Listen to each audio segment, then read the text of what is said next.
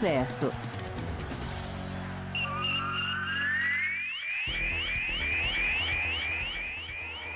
Vamos falar de esportes, é o bate-papo com o eclético Antônio Carmo. Seja bem-vindo, Carmo. Excelente terça-feira para você. Muito obrigado. Bom dia aí para você, Cláudio Nicolini. Claro, um bom dia muito especial a todos que nos acompanham no Bate-Papo Esportivo, ano 20 aqui na Band Vale.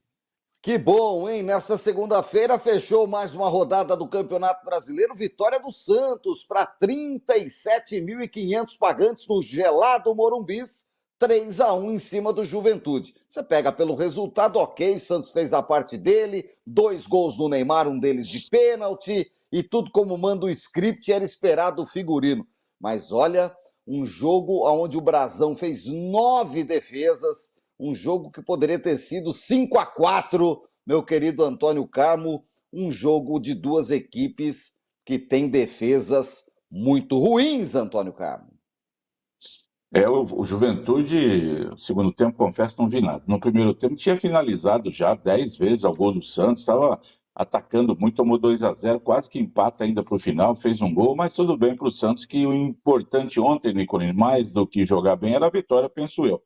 Porque se não ganha de Juventude, a crise que já está batendo as portas seria instalada de vez na Vila Belmiro. Resultado mais do que fundamental, Santos com aquele uniforme azul, que lembra do título, né? Já usou algumas outras vezes, quando foi campeão também em 2010, 2011, né? Usou essa camisa. Isso. Em outras oportunidades, lá no Morumbi também, e o Santos ontem de novo com este uniforme.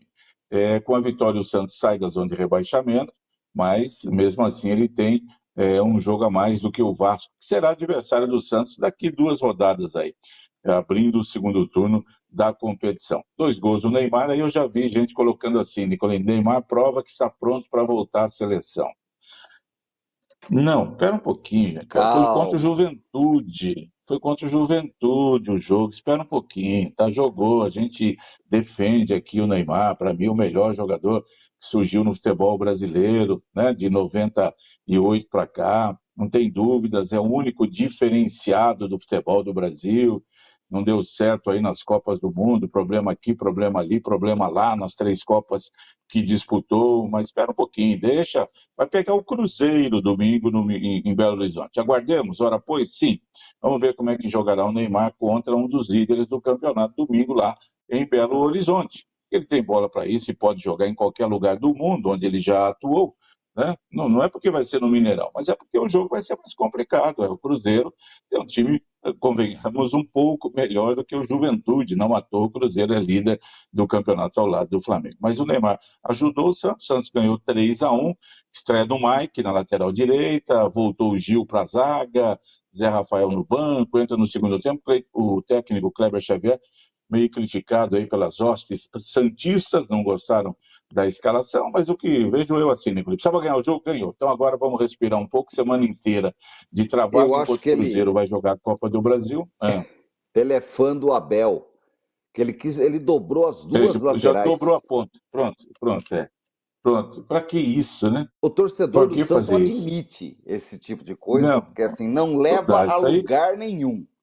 Né? Você não está colocando o Carlos Alberto Torres, né, para jogar avançado, né? Que assim, dispensa comentários, entendeu? Aí joga com o Mike e com o outro menino que estava jogando lá. Joga com o Souza e põe o Escobar. Joga os 2 por uns minutos, depois corrige, né? Aí começa a trocar, aí tira o menino, põe o paraguaio que chegou, aí começa a corrigir. Mas por que já não fez o óbvio?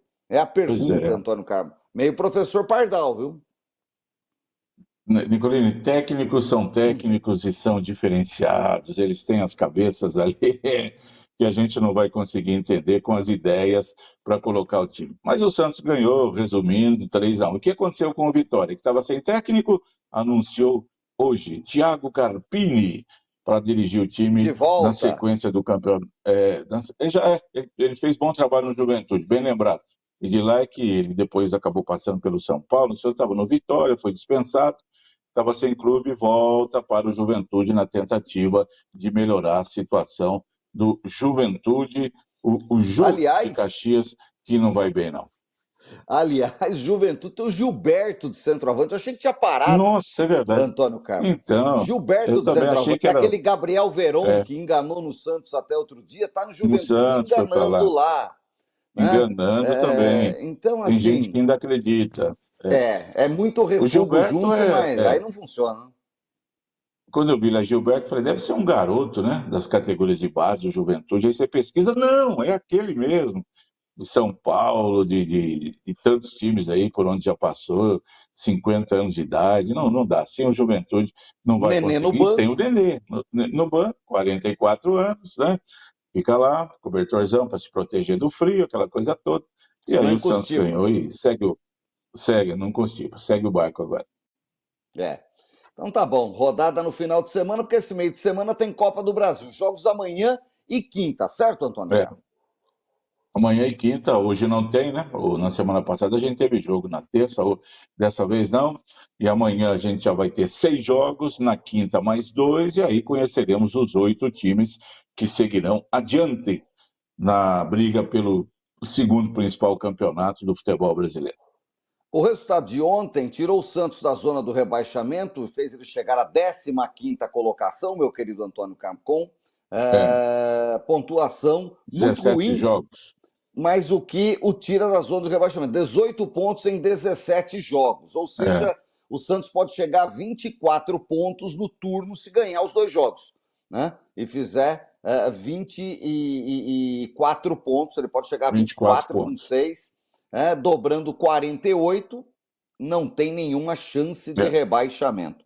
Mas o Santos está ali no nesse. limiar da Tá, situação. Ele empurrou o Vasco da Gama, que tem 15 pontos, mas tem 16 jogos. Se o Vasco ganhar o jogo dele, 16 jogos. empata com o Santos em todos os critérios e empurra o Vitória para a zona do rebaixamento. Porque o Vitória tem 18 pontos, é o primeiro fora da zona, mas tem 18 jogos, Antônio Carlos, e tem apenas 3 vitórias. A situação do Vitória é realmente complicadíssima. Mas eu queria ouvi-lo sobre o Vasco da Gama. Esse Vasco, hein, do Diniz, que entra na zona do rebaixamento nessa altura do campeonato.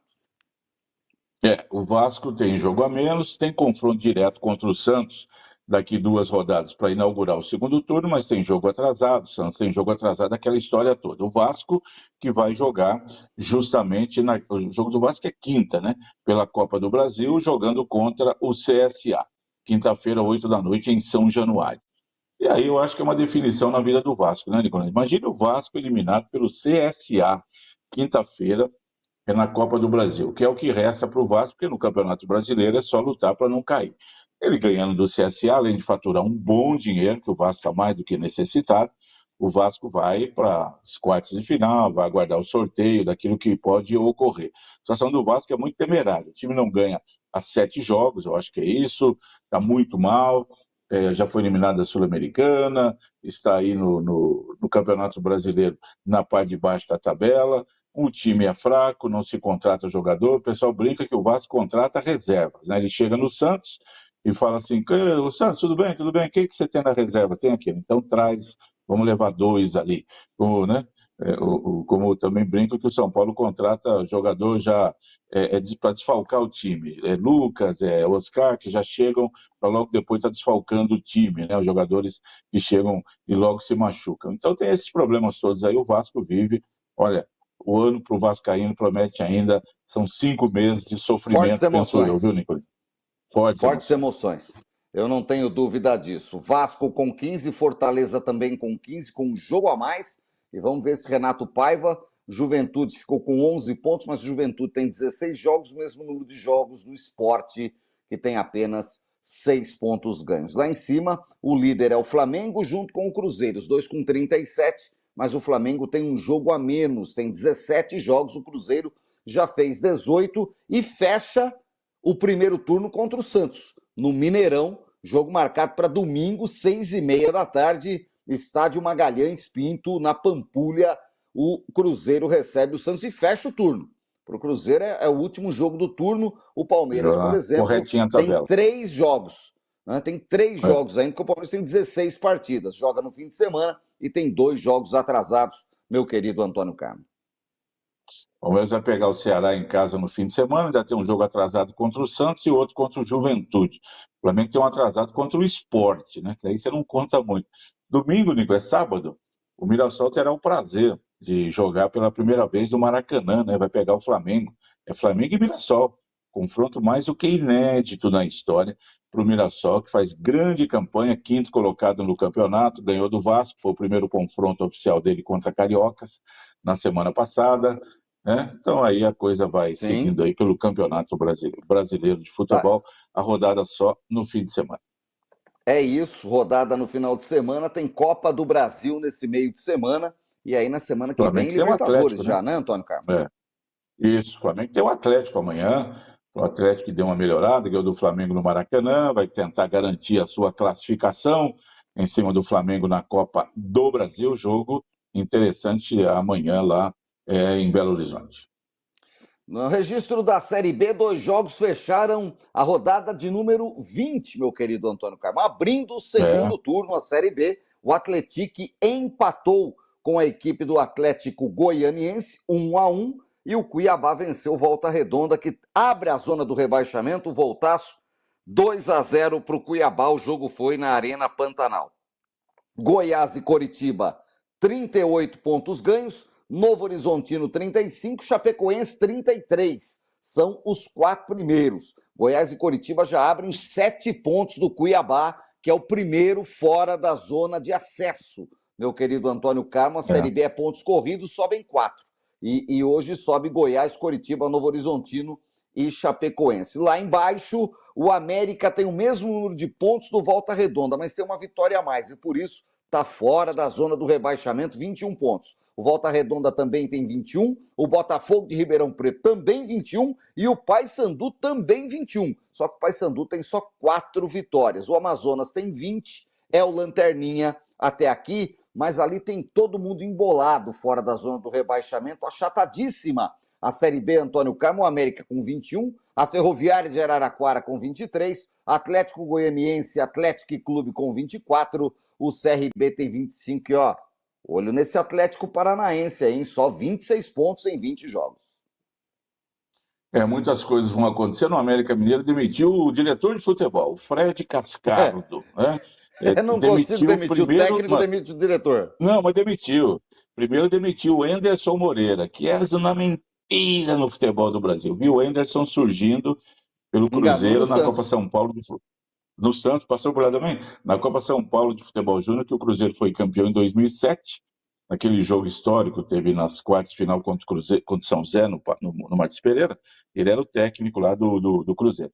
Depois disso, rodou já por 812 times e estava no América, foi dispensado no domingo. Aí ontem foi dispensado o Fred Cascardo, né? Que é o diretor de futebol. O América vai tentando melhorar a sua situação aí. Estava olhando aqui, Nicolas, sabe quem é o artilheiro do Campeonato Brasileiro da Série B? É quem? O Pedro Rocha, não é Dom Aquele Pedro Virgílio Rocha. É um dos maiores jogadores da história do futebol do mundo. Nos anos 60, Pelé falou, né? Entre os 5 maiores jogadores do mundo, ele colocava Pedro Rocha, aquele uruguaio, craque, elegante. Depois veio jogar no São Paulo. Pelé falou isso, o Pedro Rocha. E o Pedro Rocha surgiu no Grêmio, né? Uma grande promessa, rodou, passou pelo Flamengo, passou aqui, passou ali, está no Clube do Remo. É o artilheiro da Série B com 10 gols. O vice-artilheiro é o Anselmo Ramon. 40 anos de idade, já jogou também, tudo quanto é lugar. Mas está no lugar tem certo. 7 gols. Sim, um cara para a Série B que faz gol, Antônio Carlos. Né? Eu montasse um time para a Série B, Anselmo Ramon era legal. O Botafogo de Ribeirão Preto contratou aquele Léo Gamalho. O Léo Ramalho, Léo Gamalho. Que já chegou fazendo 2 gols no fim de semana. Tudo quanto é lugar no interior. Tudo quanto é Ponte lugar. Preta, Mirassol, não sei o quê. Jogou em tudo quanto é lugar. O terceiro artilheiro do campeonato, o Carlão da Ferroviária, aquele que é do Noroeste, vai emprestado para a Ferroviária, volta para o Noroeste, volta para a Ferroviária, que todos os times aí da Série A2 queria ele. Quer ele. Ele é o terceiro artilheiro com 6 gols ao lado do Mailton, um lateral direito da Chapecoense, que é jovem, foi revelado pelo Palmeiras. Como não teve chance no Palmeiras, já rodou, foi para Portugal, voltou e está jogando aí na Chapecoense. Você pega a Série B, você vai encontrando ali os jogadores também. O Allan Kardec, né, do Vasco, do Palmeiras, do São Paulo, está jogando lá no Atlético Paranaense, né? São jogadores que a gente conhece. O William Bigode, lembra dele? Passou pelo Santos, pelo Palmeiras, tantos, está no América Mineiro, está fazendo os seus golzinhos por lá. Então, esse está no finzinho. Um jovem jogador que você chegou a elogiar do Santos, que está no América Mineiro, aquele boliviano Miguelito. O Santos não ficou com ele, né? Ele parece que ia ficar no Santos, está no América Mineiro também. Teve um problema recentemente aí, foi acusado de racismo num jogo lá, não sei contra quem. Está no América Mineiro também, já fez 4 golzinhos aí no campeonato. Olha, alguns destaques para a gente fechar o bate-papo dessa terça-feira. Nós não falamos das meninas do Brasil, tá? A Marta fez um gol antológico na decisão. O Brasil foi campeão da Copa América nos pênaltis. Nos pênaltis, né? Um jogo de 4-4, um jogo muito louco, daqueles jogos que a gente se diverte assistindo. E o Brasil foi para os pênaltis e ganhou o título, o 9º em 10º. E o único título que ele perdeu desses 10 campeonatos da Copa América foi para a Colômbia, né? Então, as colombianas que fizeram a final com o Brasil, tinham tirado a Argentina. É isso. Então, dá um certo trabalho aí na sequência. Seja o fim da carreira da Marta, é isso que está todo mundo falando, viu, Antônio Carlos? É um novo trabalho que é feito pelo Arthur Elias, melhor técnico que o Brasil teve do futebol feminino nos últimos anos, e que tem um grande conhecimento aí do futebol feminino, já dirigiu a seleção vice-campeã olímpica no ano passado, prepara para o novo ciclo olímpico e prepara para a Copa do Mundo, que será no Brasil em 2027. O Brasil será sede da Copa do Mundo de futebol feminino, assim como foi do masculino. Em 2014 será no Brasil, não sei, ainda não está resolvida a situação, quantos estádios serão utilizados, como é que vai ser, aquela coisa toda, né? Então vai ser. Então o Brasil vai. Na América do Sul, realmente, o Brasil sobra demais, mas foi surpreendente o título conquistado com esse drama todo. O Brasil já houvera empatado com a Colômbia na fase de classificação, né? E depois, na final, penou para ganhar nos pênaltis. Por fim, um registro, Antônio Carmo, da morte de um daqueles jogadores, como tantos que a gente viu nos anos 50, 60 e 70, que profissionalizavam no time da cidade, só jogavam ali e depois cumpriam expediente no futebol amador por décadas. E esse foi o caso do Lelé. Lelé jogou no Taubaté, foi daquele time quando o Taubaté remontou um time profissional com jogadores da cidade, você se lembra, 1975, para a disputa de um torneio regional, integração do Vale. Em 76, o Taubaté voltou ao Campeonato Paulista da Série A2, seria hoje, da divisão intermediária. Meu querido Antônio Camilo, o Lelé jogou 75, 76 e 77 no Taubaté, foi lateral. Ele era de São Luís do Paraitinga, 33 partidas pelo Burro da Central. Depois jogou muito tempo no futebol amador, jogou no time do Canário, que é o grande time do futebol amador histórico de São Luís do Paraitinga. Por muitos anos jogou em Taubaté no amador, enfim. O Moacir dos Santos me envia aqui, inclusive, uma foto de um jogo no Joaquinzão em outubro de 76, Taubaté e Barbarense. Era a União Agrícola Barbarense, futebol clube lá de Santa Bárbara, com o Lelé jogando ainda com o Banha jogando. O Banha ficou até 79, depois o Everaldo, subiu. O Frazão, enfim, tá aí uma rapaziada que jogou no Taubaté nessa época, meu querido Antônio Carmo. Um registro, a morte do Lelé está sendo enterrado agora de manhã em São Luís do Paraitinga, onde temos grande audiência. Fica aqui o nosso abraço, a nossa consternação, solidariedade à família do Lelé. Sempre bom. Parabéns ao Moacir dos Santos por colocar e divulgar, né? E dar realmente uma repercussão bacana a um jogador que, obviamente, não teve assim, uma história tão profunda, tão longa no Taubaté, mas que fez parte aí, como você bem colocou, da volta do Taubaté ao futebol profissional. O Taubaté parou de jogar profissionalmente logo depois da inauguração do Joaquinzão, com uns bons anos sem ter o futebol profissional, voltou e está aí até hoje. E fica aqui o nosso abraço, nosso carinho, toda a família do Lelé. É isso, esse ano está fazendo 50 anos do retorno do Esporte Clube Taubaté, e a partir daí um trabalho ininterrupto em disputas pela Federação Paulista de Futebol, meu querido Antônio Carmo. História bacana. Taubaté que vai ter eleição, né? Esses dias aí, né? Tá marcado já para semana que vem, daqui a uns dias. Vai. Com eleição, é o Luiz Carlos da lavanderia e o Vitor da construtora. Ah, beleza. É assim. Futebol do interior é assim mesmo, vai, segue, não tem por que mudar, não. Tá? Isso vai, e são os homens que fazem o futebol rodar na cidade, tá certo? Não adianta trazer John Testor para o Taubaté. Não. Fica mais tranquilo aqui. Aliás, o John Testor tá para colocar o Botafogo numa empresa das Ilhas Caimã.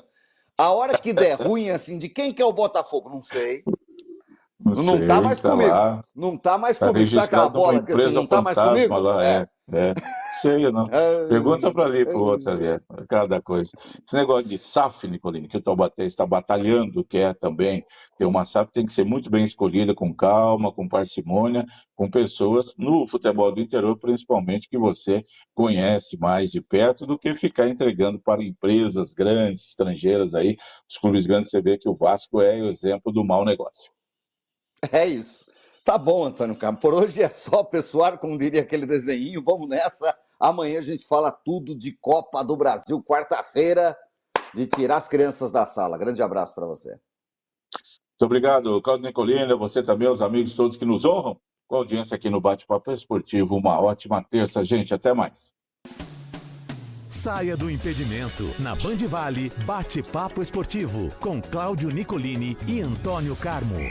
Oferecimento